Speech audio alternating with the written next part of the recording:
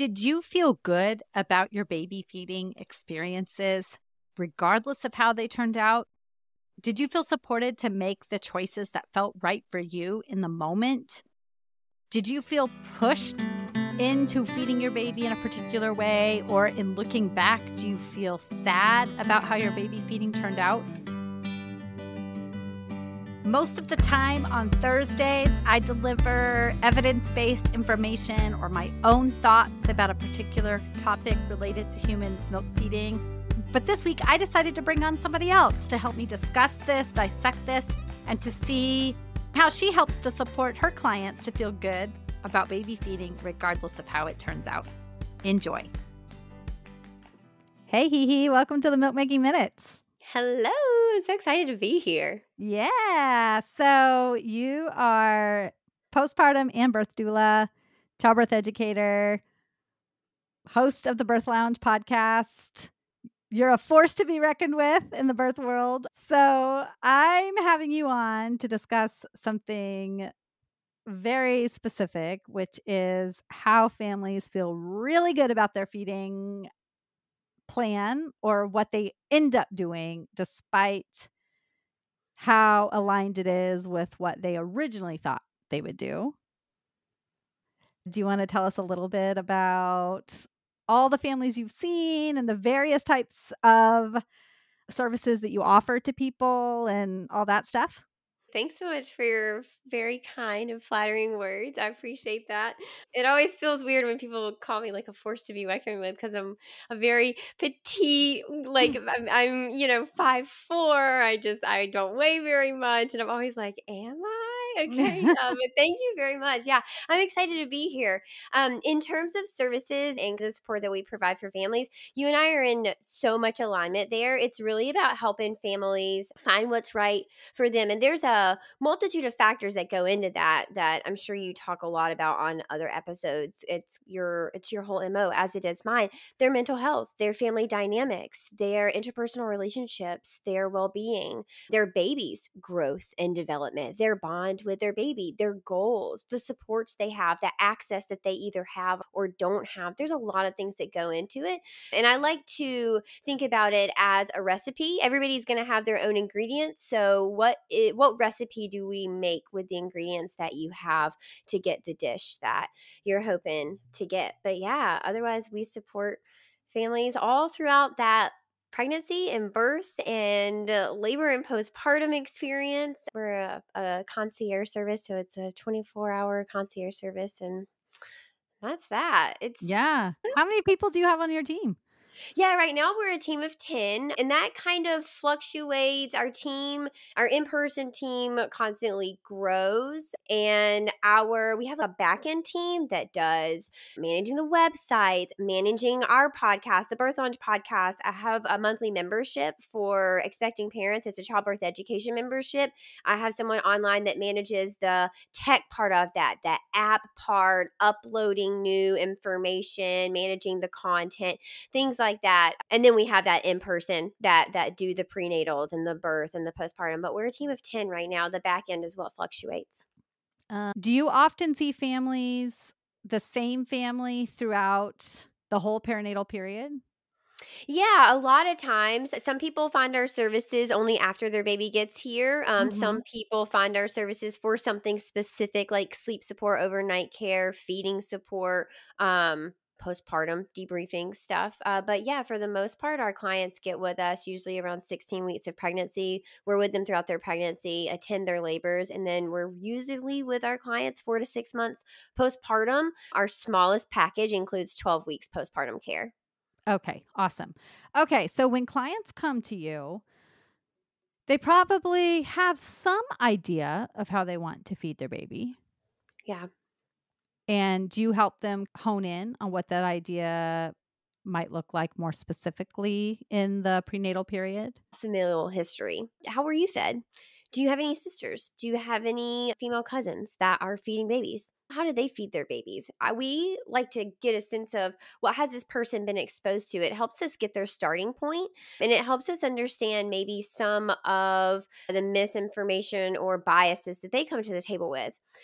When we have that, then we move into your options. So let's talk about that option that you think is your goal right now. And now we'd like to talk to you about the other options. If somebody comes to us and says, "This is my goal, and I know it is my goal, and I'm not changing," we'll give them the option. Do you want to talk about other options? I don't. Okay, great. Then we don't have to.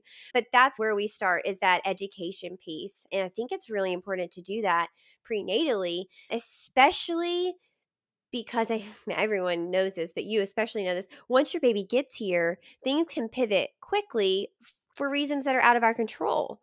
For we have a lot of control in how we feed our baby, but sometimes things in birth, sometimes things in the labor and delivery, sometimes things postpartum pop up that are out of our control and are going to pose disruptions to maybe our original feeding plan.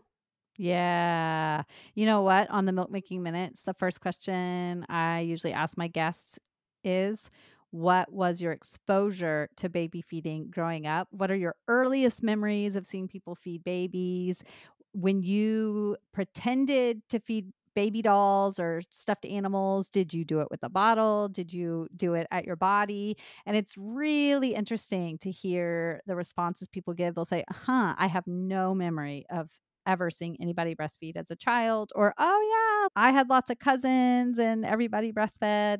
But it's really interesting because breastfeeding is a learned behavior. It is not an instinctual behavior. Even chimps, if they are born into captivity, they cannot breastfeed their babies often if they have not seen another chimp feed their babies. And so it's really cool that you do that with your clients prenatally, because what we have been exposed to does impact our ability to do it, and also how we think about feeding our babies.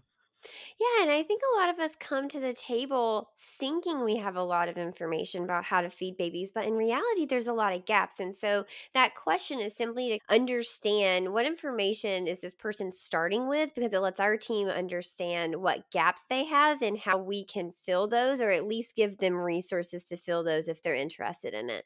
In just a moment, you are going to hear HeHe talk about how she helps people to understand the various scenarios that might occur given the birth setting that is chosen. And I think this is an area where many people come into their birth not fully understanding what the long-term consequences of the decisions they make in the birth room might be.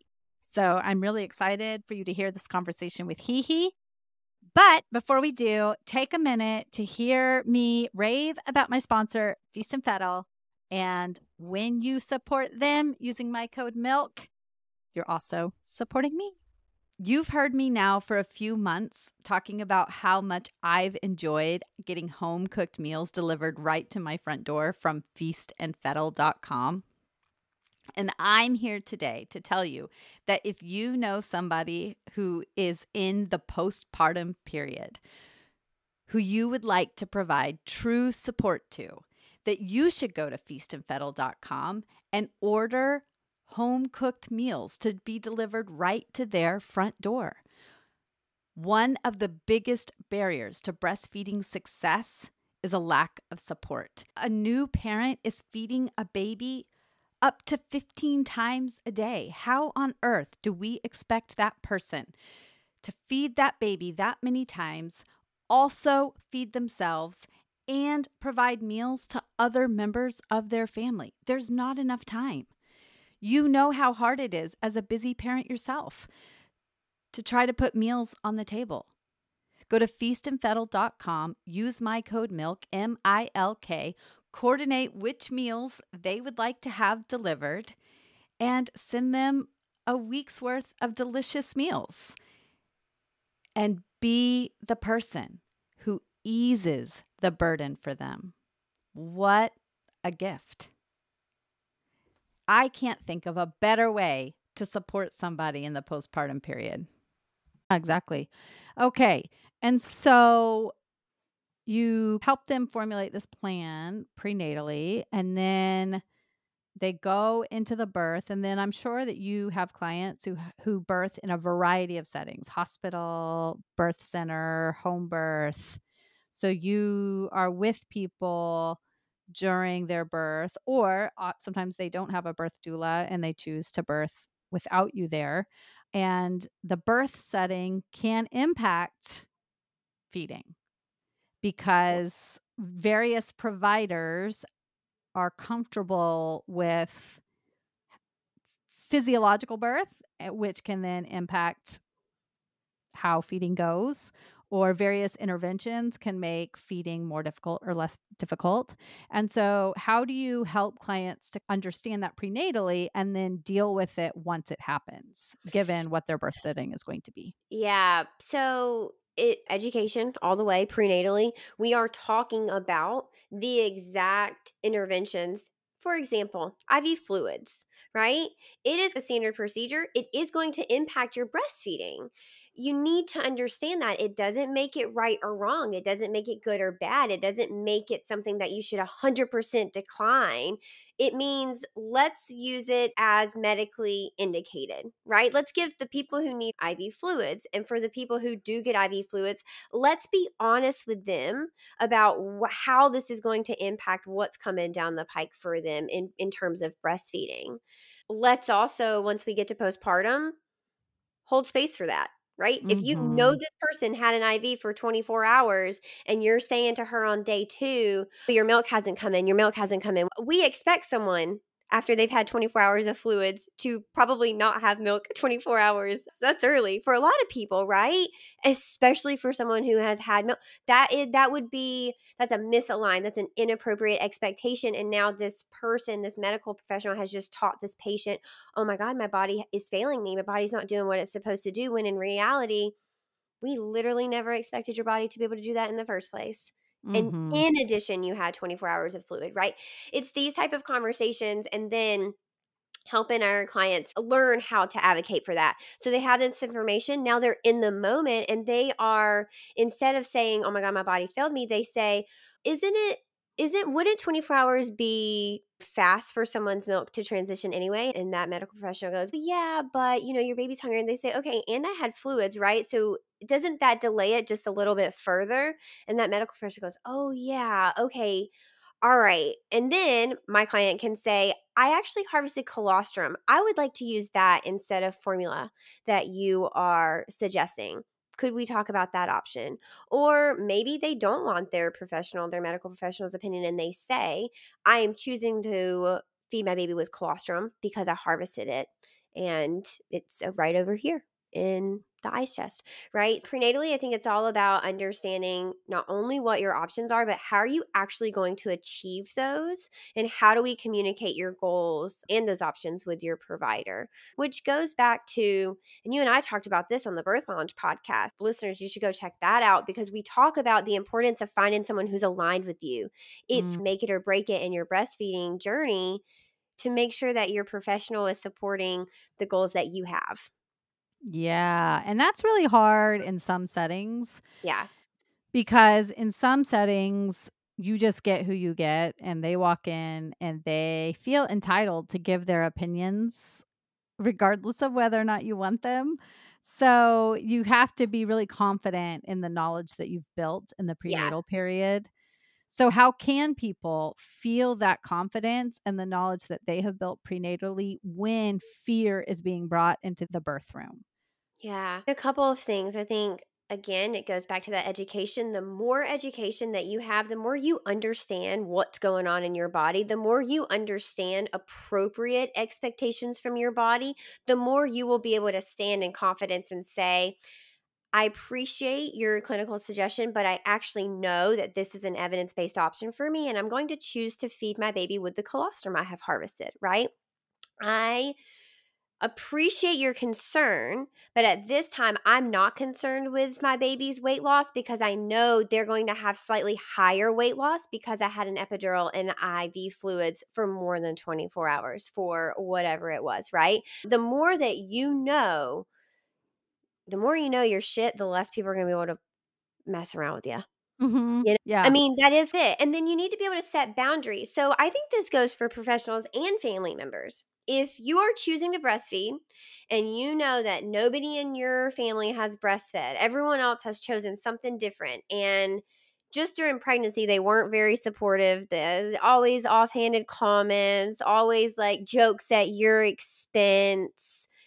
When your baby gets here, you should set some boundaries. Personally, I think you should set those boundaries in pregnancy, but I understand that can be really hard. Boundaries are hard, right? It's so hard to set them and it's so hard to hold them, but it's really imperative in your feeding journey that you surround yourself with people who support you, because breastfeeding is already really hard.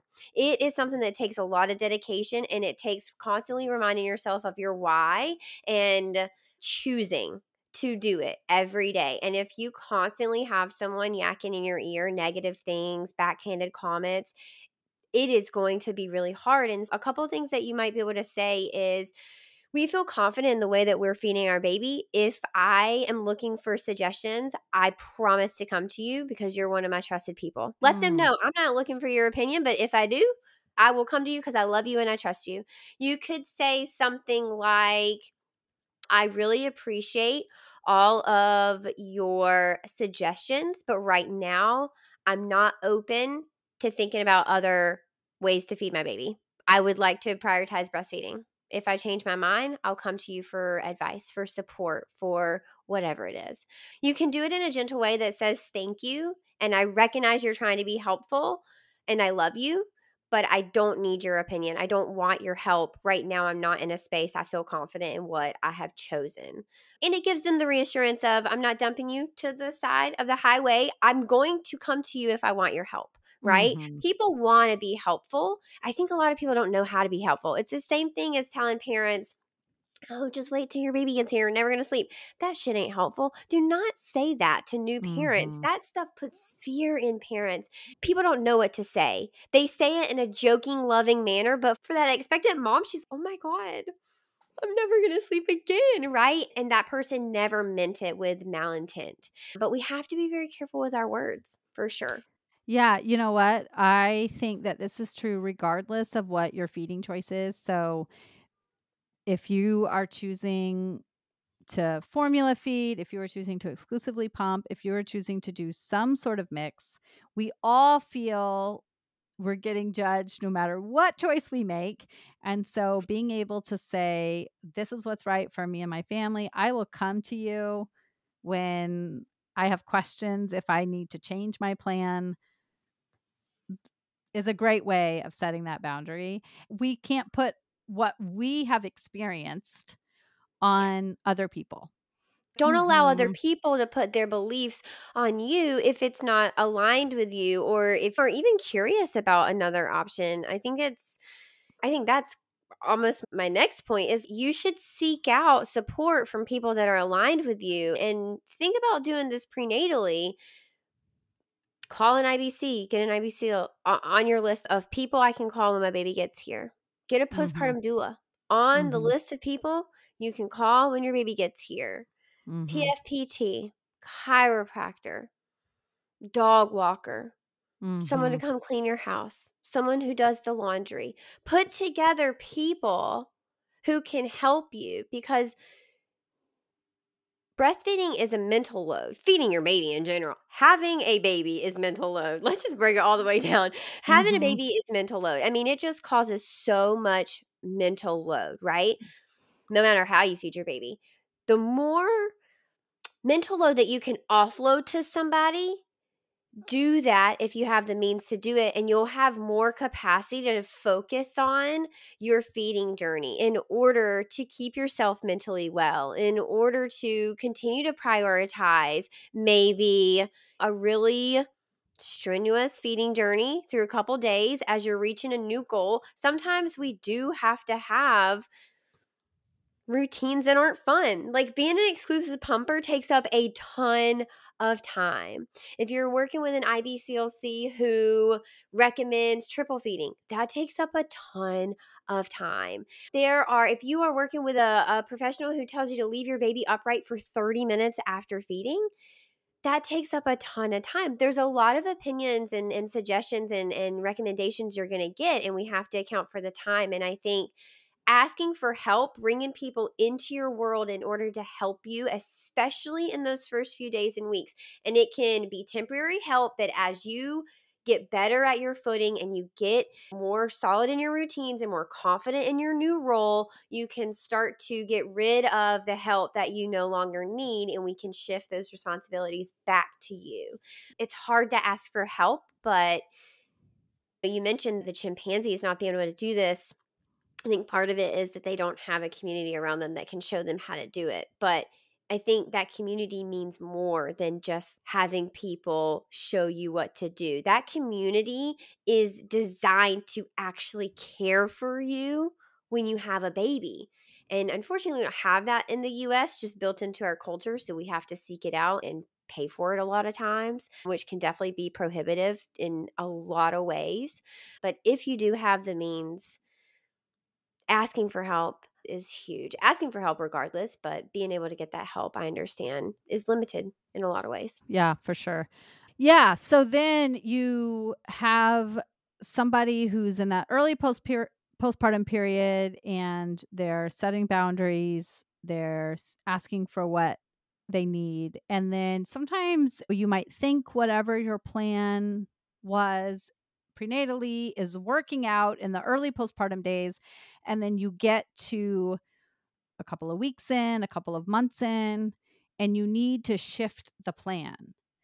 And it might be shifting to from full breastfeeding to some sort of mix. It might be going to exclusive pumping. It might be switching to formula feeding. And with all the families that you have supported, there are people who switch the plan, and years later, they still report feeling devastated about switching the plan. Yeah.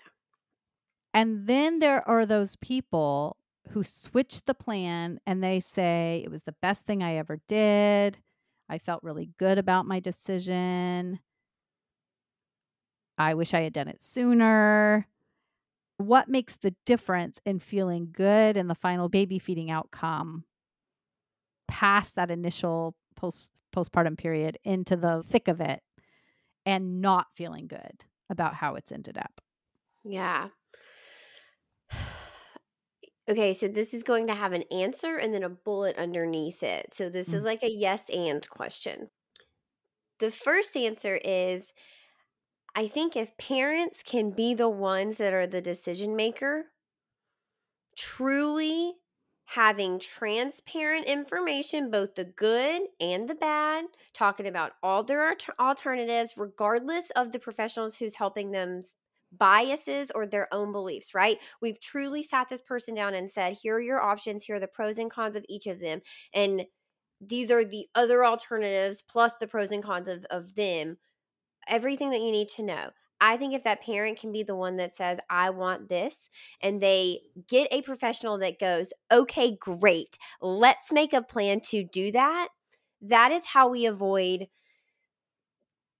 that feeding journey trauma. It's essentially trauma that is coming Mhm. back up years later of what? I felt dismissed. I felt dehumanized. I felt silenced. I felt pressured to do something I didn't want to do, whether it is to keep feeding or to end feeding. It doesn't matter.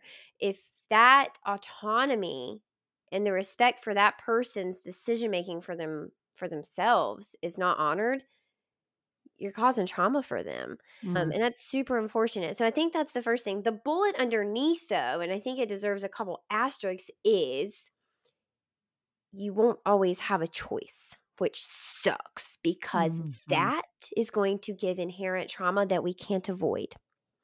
If we are not able to breastfeed our baby because something has come up, let's say something medically, something like a cleft lip or a cleft palate might prevent someone from being able to go in their feeding on their feeding journey in a way that they had hoped for, and it may totally disrupt what you had planned, and your original plan is actually not attainable. I've seen it where it's Mhm. literally, unfortunately, that is no longer an option for us. That sucks. So that's the asterisk. That's the bullet. That's the caveat of when, if and when we can give parents control, you should do it 100% of the time, because that's how we're going to have parents feel supported and love their feeding journey no matter what they choose. Sometimes that's not possible. And that is just sheer statistics. There will always be a percentage of control that humans don't have over nature. Yeah, the asterisk I'll add to your asterisk is because I often talk to people both on the podcast and in my practice who don't have control over the situation, but they feel dismissed Mm, by both people in their lives and providers. They're grieving and they feel dismissed that they're grieving. And so I think that both people in your life need to be taught that it's okay for you to grieve, and providers listening need to know that we need to validate whatever feelings come up for that person. So the yeah. fact that you just said, and it sucks. So whatever is coming up for that person, we can say to them, oh my gosh, this totally sucks. I hear you. Because I've had a lot of clients say, people just keep telling me I should just be happy that my baby's healthy, that my baby's growing. And yes, I'm glad. It's like when a birth turns from a vaginal birth to a C-section, and people are like, just be happy that your baby's safe. And they're like, yes, of course I'm happy about that, but also I wanted things to go differently, and I need people to acknowledge that. It's the same with the baby feeding journey. If people would just stop saying, just be okay that everything is going to work out in the end. I think if we can stop and just say, of course you're sad, that can go a long way in healing whatever trauma is coming up from the changed plan. Yeah, like we are multi-dimensional, multi-layered. We have so many intricacies as humans. I can be thrilled that my baby is here and love them so deeply. Can't even remember what life was like 72 hours ago before they were born. And also be devastated that I can't feed them like I want to because this is shitty and I'm mad Mhm. about it. Quite frankly, I'm angry. It's Mhm. totally fine to feel angry, rage, guilt, just sadness, pure devastation. All of these things are normal to feel when you have experienced a trauma, and that is what it is. Something has been taken from you that you really wanted, and it's okay to feel those big emotions. They will pass. Know that this is temporary and these big emotions will pass, but it's okay that you feel those. Don't let anybody tell you that you're wrong or you shouldn't feel those, because it is very natural and normal for humans to feel those emotions when we have such a pivot that we weren't prepared for and we didn't expect, and it was unwanted. Mhm, and find the people who you can talk to about it. Ah, So, I learned in my difficult feeding journey, there were people who I could say, "Oh my gosh, it's so hard," and I wouldn't get unsolicited advice, or how, "Oh, this is how I did it," or "Why don't you just stop?" The people who would just say, "Oh man, that does sound like it sucks. Tell me more." And I felt okay to share more. And then I knew the people who, when they would say, "How's feeding going?" I would just say, "Oh, it's fine," because I wasn't going to share more with them. So I learned a few months in who I shared with and who I didn't. And that pertained to both feeding and sleep, because it went hand in hand. Sleep was very difficult because feeding was difficult. And so when people would ask, everybody asks, "How's your baby sleeping?" And I would just say, "Fine," even though it wasn't fine to a lot of people. And so I learned, even though I'm typically an open book with most people, I learned not to be an open book with some people about certain topics. And I think that's totally fine. And if the trauma feels like it's lasting for longer than you would expect, that's when you seek out that professional mental health, postpartum mental health counseling, so that you can process it in a way that's going to allow you to release it. Yeah. Man, that's so powerful. I think everybody could stand to hear that, right? This is the message that every mom could stand to hear is set your boundaries, ask for help, have that education, don't be afraid to pivot, find your people. Mm-hmm. There's power in that. Yeah, for sure. Yeah. Is there anything else that you feel like people who feel good about their feeding plans have done in your practice? And as you've seen all your practitioners, all your doulas working with, that you feel like somebody needs to hear before we wrap it up? Yeah, I think my last thing would be to talk to your partner about what your feeding Mm. goals are. It's really important that they support you because that is the person who is going through this with you, right? They're the person that if you've got someone who understands and is really supportive, they're the person that's going to be washing your pump parts. They're the people that are going to be making sure that your water is constantly filled. They're the people who are going to be unswaddling your baby and changing their diaper and handing them to you as you get your breast ready. They're the people who are going to get up in the middle of the night and hand you your breastfeeding pillow. They're the people who are going to check in on you. How are you feeling? And we want them to be part of that community that supports you. They are your number one person. They're the closest to you. You spend the most time with them. And so, if anybody knows about breastfeeding knowledge or has that breastfeeding knowledge, it needs to be them. I think about it as like rings in a tree. You're that center, and that first ring is your partner, and your second ring is probably your parents or your best friend or siblings or someone in your close immediate circle. And then you're probably on your third rung going to have some sort of professional, where that be your doula, your IBCLC, your OBGYN. And then beyond that is usually another professional. And then you've got your communities, your new moms groups, your farther out friends, other family members that don't necessarily give you everyday advice. They've breastfed for babies, so you might go to them for some advice one to one, things like that. But that first ring is your partner. It's really important to have them on board. And so you could start prenatally and ask them, what do you know about this? Here are my goals. Where do you think you need to learn to be able to support me? What kind of questions do you have? We should take a lactation class together. We should probably get an IBCLC console on the book so that we could talk to somebody and ask them our questions. I'd like to have a plan of my goals feeding so that we both know what the plan is once the baby gets here, because everybody's told me how tired we're going to be.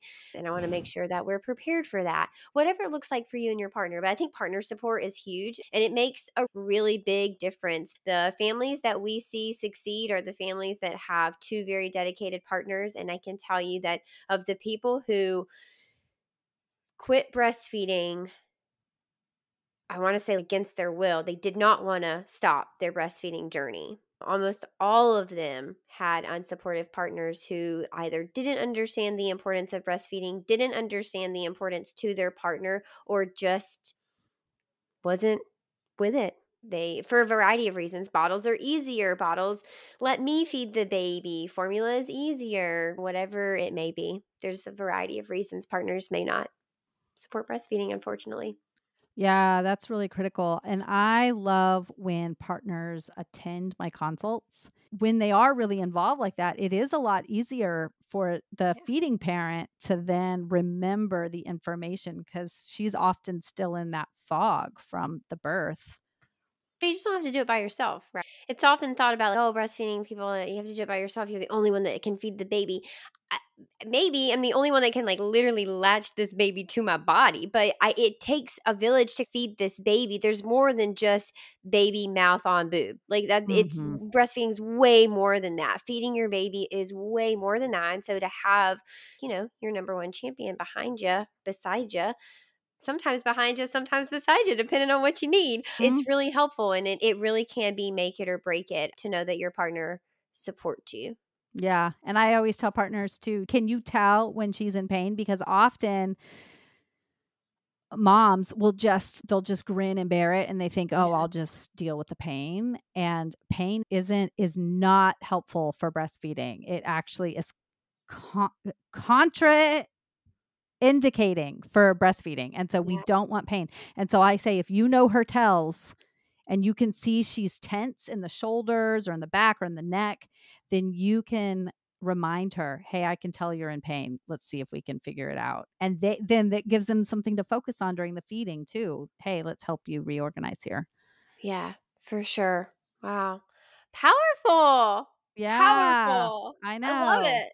Awesome. Thank you so much for everything you do for families, both the families that you work with, but also families who learn from you for free on your podcast and in social media land, and for sharing your time. I know after we recorded for your podcast, you said you had 75 text messages from your team. So We I had know someone go into labor, yeah, while we were on the podcast. So I know you're busy, and I appreciate you taking time to share what you have learned over the years. Thanks for having me. This has been a blast. Yeah. Do you want to share where people can connect with you? Yeah, absolutely. So on all platforms, I'm just Tranquility by HeHe. You can also on Instagram look up the period birth period lounge. That's the Birth Lounge membership, and then the Birth Lounge podcast, which check out Lo on the episode where we're talking about hospital provided IBCLC support versus that one-to-one private IBCLC support, and how those are different, but also how they can work together, and what you need to know about really setting up your lactation support prenatally, but definitely once your baby gets here to help you meet these goals that you have. Yeah. Awesome. Thank you so much. This has been such a delight. Thank you. Anyone who has spent any amount of time in the birth world knows that the biggest impact on how you feel about how your birth went and how baby feeding goes is how well informed you are and how much a person feels as if they were the key decision maker, that all the information was presented to them in a neutral way and given to them in a way that helped them understand how their decisions would impact them both in the short term and the long term, and then take that information and make the best decision possible in the moment. And that's what I love about this conversation with HeHe, is that it all boils down to that.